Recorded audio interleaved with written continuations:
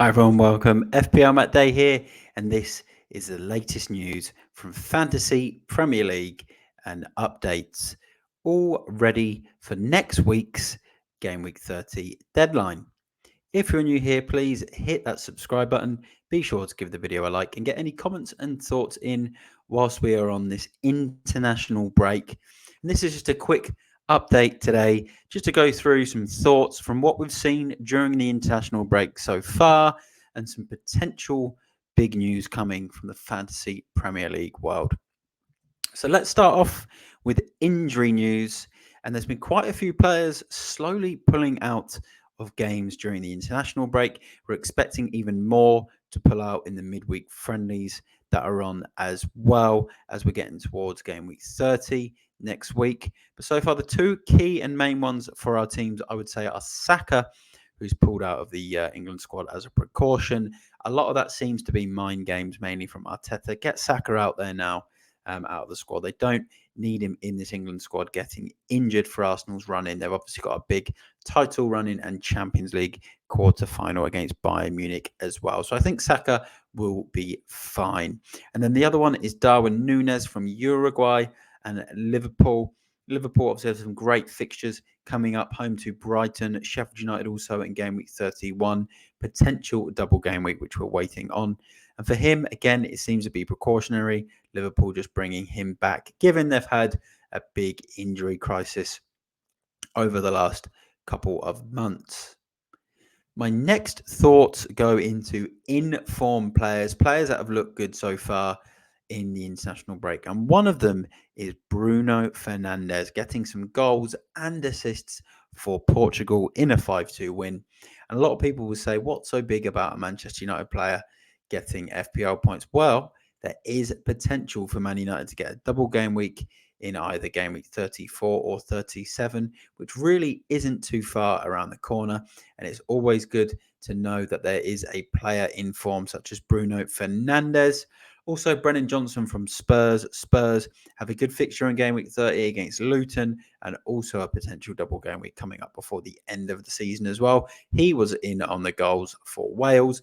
And then Luis Diaz from Liverpool. A lot of us will start to look at Liverpool players over the coming weeks with those Brighton home and Sheffield United home fixtures and a potential double in game week 34 as well. And Diaz looking really sharp for Colombia, getting himself an assist in that game.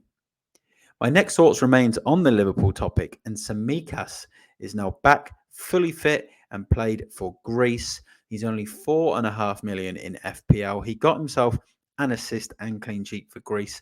And with Liverpool's busy schedule from now until the end of the season, will we maybe see Tsimikas find his way back into that Liverpool team during the easier fixtures like Sheffield United at home, or when they have a double game week? And he could be that big enabler like we had for him earlier on in the season when Robertson was injured. And then my last thoughts, I'm going to share a screen and we're going to have to talk about this big, massive fantasy Premier League news that has come out over the last week or so. And that is something new is coming. Fantasy Challenged. And then FPL also released a video which pretty much just showed a mobile phone screen with this on there. Something new is coming. So let me know what you think it could be in the comments.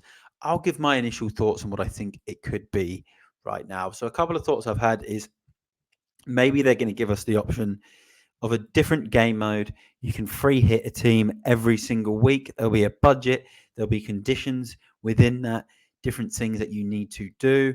Or it could just be as per normal FPL, where you have a free hit, but it's every single week and you go into a league table and then you pick 3 players per club within an allocated budget as well.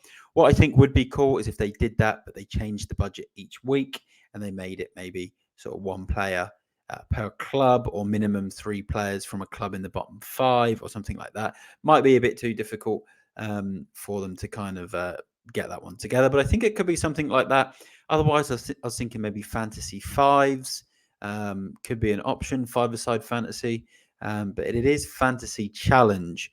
So there has to be some type of challenge element to it, maybe even something as simple as an FPL quiz. or something where FPL might look to monetize and make some extra revenues from a monetized game mode. I'm pretty sure there was a time over 10 years ago where they did make a slight paid version of FPL where there was transfer windows, similar to things like Sun Fantasy. I don't think it really lasted. But if anyone's watching this and does remember that happening, let me know in the comments. But there you go. That is my latest FPL news and fantasy updates during this international break. I'll be back over the next week for plenty more content. So subscribe to the channel and give the video a like so you don't miss an upload.